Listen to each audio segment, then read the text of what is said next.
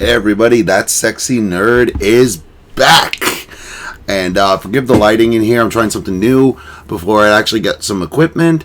But for right now, there's way too much nerdy, sexy nerdy stuff coming out right now for me to stop. So we're going to continue right now with the Obi-Wan Kenobi New Rockstars, basically the review for the New Rockstars edition. So, yeah, I mean, as I said before, I love the trailer. I'm hearing too that now they're going to be using a lot of the stuff from Legends. I'm not sure if that's actually accurate, but you know, I mean, I'm kind of wondering what that would be, because we've already seen. I've already seen some of the comics that Obi-Wan was like hanging out in the desert and watching over Luke and everything when he was a little younger. He even ran into, for those of you who watched the Book of Boba Fett, he ran into Black Chrysanthemum. In fact, I think that Chrysanthemum, the evil Wookiee, I think that was his first appearance. So I'm interested to see what New Rockstars actually found out and was able to determine with their analysis and everything, because man, I didn't have time to actually look through everything, you know? Like, hey, that's what New Rockstars is for now, huh? So, let's get into it. May the 4th trailer for Obi-Wan Kenobi on Disney+. We get our first partial looks at Darth Vader in this series, and look at how translate. So let's go through this frame by frame. Let's go. Let's go!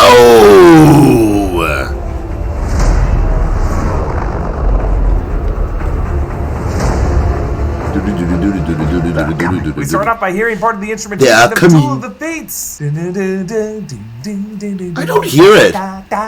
But the melody is adjusted somewhat. John Williams is actually returning to contribute a new. I love that. I love that he's doing that. Most of the music is being composed by Natalie Holt, who did an amazing job with the music of Loki, and an even better job egging Simon Cowell to protest how reality TV was ruining the music industry. True facts. Look it up. What? For you, Natalie. A shuttle descends to the new planet on this series. Wow. Described as a Hong Kong-like setting. The Inquisitor, named the 5th brother, Sun Kang, leads a squad of stormtroopers into this market, where in the last trailer I translated all the signs to things like market and Gungan snacks and milk.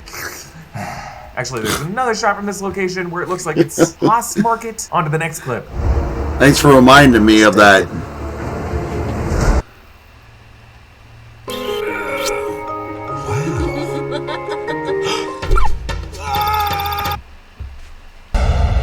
Goddamn hate the sequels! Survive.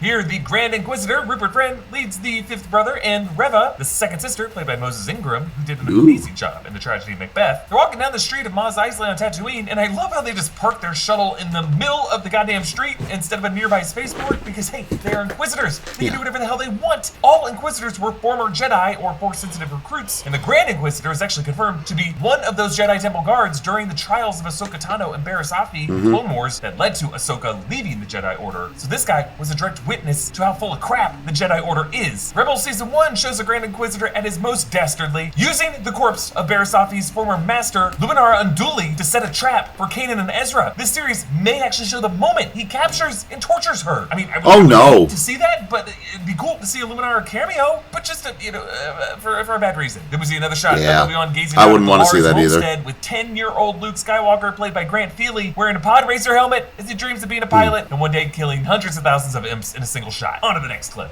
Leave us alone. When the time comes, he must be trained. Like you trained his father. So Joel Edgerton, as Uncle Owen Lars, tells Obi-Wan to back off. Now, there are actually several moments from the comics in which Obi-Wan helped or rescued young Luke and Owen. Actually, right around when this series is set, Obi-Wan will save Owen from the Wookiee Black Chrysanthemum, which I saw on the see, I was just talking about that. I was just talking about it. Got that lightsaber burn scar over his eye. So who knows? You can see that backstory adapted here on this show. Either way, Obi-Wan has not been leaving them alone, nor will he stop. I gotta share with you a couple of my pet peeves. People on their phones during a movie theater, a streaming service buffering during an important scene, and soggy socks. Everybody hates soggy socks. To banish soggy socks forever, wear some slick, comfortable, Vessi shoes. A pair of your own Vessi shoes. Obi-Wan is pushing for Luke to be trained, perhaps wary that Luke's force sensitivity is bound to be detected on some Sith holocron, and Luke will need to defend himself against Inquisitors who come to find him. Owen really has the best response. Your lesson plan produced the galaxy's worst war criminal. Hard pass. You don't need to. That maybe it's luck or because of these movies. Bullshit. The show now gets to have Ewan McGregor and Joel Edgerton, two of like the best working actors, acting off each other in a Star Wars thing. Both of them doing such a good job, making it so natural, but also evoking the tonality of the actors in the '77 film. I'm just so excited to see these two share a screen again. Let's move on. Same here. And they never really got to share a screen together in the movies. That's a cool shot. Maybe you've been looking in the wrong places. So Reva walks across the deck of this Fortress Inquisitorius, the partially underwater base of the Inquisitors on the ocean world of Nur, actually relocated here after leaving Coruscant, now really a secret base, and of course the major location of the Jedi. See? Order. I knew it! I knew it! That was it! Inquisitors as they do the bidding for Darth Vader to hunt down every Jedi runaway after Order 66 and every Force-sensitive kid. Hanging overhead Reva are some TIE fighters ready to deploy, and Reva joins the fifth brother, as well as Indira Varma as that Imperial officer. Her badge actually makes her a colonel, and then on the far left, I think that might be Simone. Yeah, you see, that's the, I don't know if you guys remember when I was telling you about somebody was assuming that Han Solo was going to be in the movie. I think they just mistaken that for her, and she's just in shadow holding her blaster and everything, and that's why everybody thought it was Han Solo. So, Kessel playing another Inquisitor kind of looks like the seventh sister. Oh my who in God. Star Wars Rebels accompanies the fifth brother in that whole Malachor storyline with Maul. Yeah. They reviewed this planet, and if you zoom in and enhance, you can actually see some Aurebesh there, which translates this planet to Mapuzo, which is actually an obscure planet in Star Wars canon from the Mid-Rim, coming from the Alliance intelligence reports of the 1995 Star Wars role-playing game, which is the location of the Mapuzo region, where a Rhodian bounty hunter named Vadon Lenator was believed to have been a part of that break-in. That's all we really know about Mapuzo, but I love that they're pulling actual planet names from Star Wars lore and making them important now. Now behind them are some red shelves that look like lightsabers. I assume ones recovered from the Jedi that they have hunted, which reminds us a lot of the way Grievous would collect lightsabers from Jedi that he had disarmed or killed. So creepy that they put them on display like this. Then Obi-Wan riding a Ziope in the desert, then a shot of these pods blasting away from the Fortress Inquisitorius and up out of the atmosphere of Nur. Could these be runaway Jedi prisoners finally escaping the fortress? No. And then Reva looks out at the planet of Daiyu. On her left is a neon sign translating to milk. And then in blue in the distance, that actually translates to Jawa's market. And over there's a shootout happening, presumably the same one that Obi-Wan is involved with against some bounty hunters. Next clip. I want every lowlife and bounty hunter to squeeze him.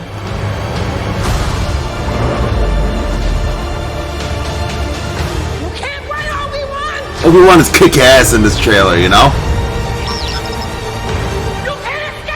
Okay, a transmission arrives showing Obi-Wan's final photo from the Jedi archives, I assume, around the era of Revenge of the Sith. The Aurebesh translates to transmitting, then wanted Obi-Wan Kenobi, offenses, high treason, bounty upon capture. And if Jedi mugshots like this pop up on the show, really think this could be how we see other quick cameos of a number of runaway Jedi, like Yoda, Ahsoka Tano, Cal Kestis, Caleb Doom, Luminar Unduli, a mysterious floating egg cradle that none of the Jedi opened in the temple. So Ripper wants to send some bounty hunters after Obi-Wan, and there's a quick shot of this Loam droid. I think this might be Forloam, the droid bounty hunter who showed up in Empire Strikes Back. So he found it. He found that. I noticed that too afterwards. Kenobi tells us that the Horde Zabrak in a real fun That is a sweater. And then Zabrak. a shot of Reva in the fortress, lightsaber drawn, as she's flanked by Purge troopers. These are also from Fallen Order. Obi-Wan then takes down some stormtroopers while an Imperial probe droid is wrecked behind him. pretty cool. He fires a blaster, so uncivilized. He cannot use a lightsaber. That would out him as a Jedi. Then that droid labeled Ned takes a blast while it looks like he and a stormtrooper might be getting force pulled. And then a shot of Kumail Nanjiani's character. So he is not voicing a droid, he is playing a live action character and he looks terrified. I am guessing he is a runaway Jedi who might come into contact with Obi-Wan. We're gonna get a new adorable droid model with some mouse ears, and then the shot of Reva screaming after Obi-Wan, warning him that Vader will find him. And we actually see this badass in the next section. Yeah.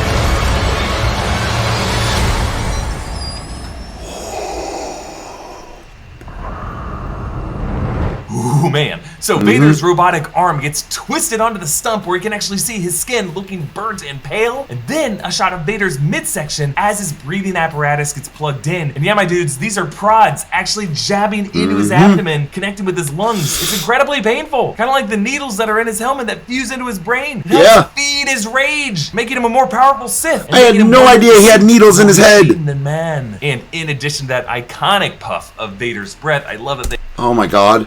That makes so much sense, actually. Wow, like, honestly, this show is doing so much for the Star Wars mythos and everything. It's explaining a lot. It actually is, not only is it explaining a plot hole that Darth Vader had in the series, like, you know, there was a... Alright, you know what, I'll get into it after this ends. They include that high-frequency whistle that we heard when the mask was first lowered onto his face in Revenge of the Sith.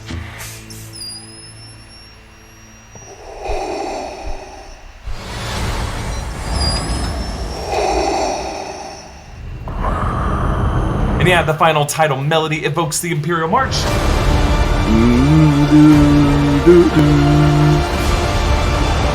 But unlike the last trailer, which formed the Disney Plus logo with Obi-Wan's blue lightsaber, red lightsaber, this one cuts it with red. Now, a reminder that every week, Tom and Bechtold and I break down the biggest Star Wars news on WookieLeaks. So join us next week as we're going to talk about this trailer in even greater depth. Follow me on Instagram and Twitter at EABoss. Follow New Rockstars. Okay.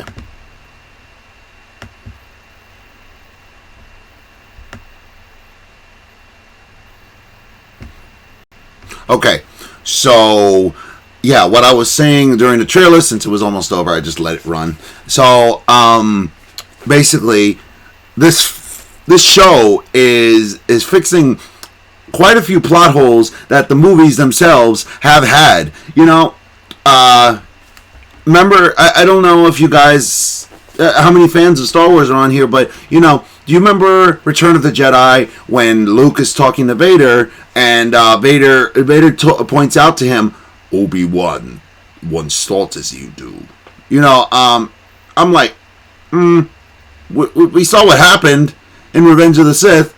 We assume that you didn't see him until the beginning of A New Hope. So why do you think that?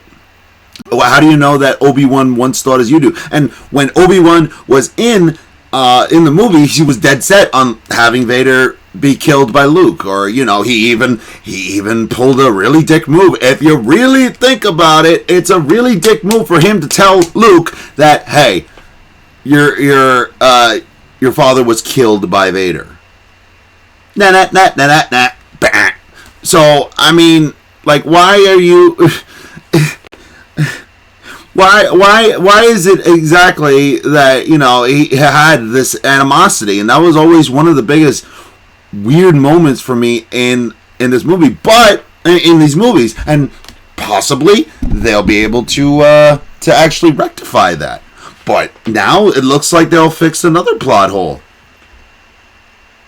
I'm not sure if you guys remember when Obi-Wan says he's more machine now than man. You know, and I'm like, how do you know that? Or, you know, Mr. Plinkett, how do you know that? How do you know that? What you got in your hand there, the script? Whatever. That's a whole other kettle of beans. Like, Mr. Plinkett, I agree with him on the sequels, definitely, but the prequels, he's wrong. Just wrong. But yeah, anyway, yeah, when Obi-Wan says he's more machine now than man, I'm like, again, how does he know that? And it looks like he's gonna find out in this trailer. This is exactly how. So, I mean, a lot of the scenes in the movie really point to Obi-Wan and Vader meeting before this all popped off. Like, and you know, again, like, it, as far as Obi-Wan was concerned, Anakin was dead. The last time he saw him, he burned up in a fire. He had no idea that he had a metallic suit, metallic armor. He didn't know he had this kind of upgrade. So, think about it. He's finding out that he not only survived, but he turned into a metal monstrosity, metal monster. And imagine how jarring that is going to be when Obi-Wan does meet Vader. in the show. I'm all for it. Again, this might be one of the greatest Star Wars show, even better than The Mandalorian. This might be one of the greatest Star Wars show that we have seen ever. You know? I won't say better than Clone Wars because, again, speaking of that, I'm actually reacting to that with Iron Beast Reacts, so check those out when they release. But anyway, it's food for thought, isn't it? Like, you know, I mean, I just love Star Wars so much because it makes you think about this stuff that much.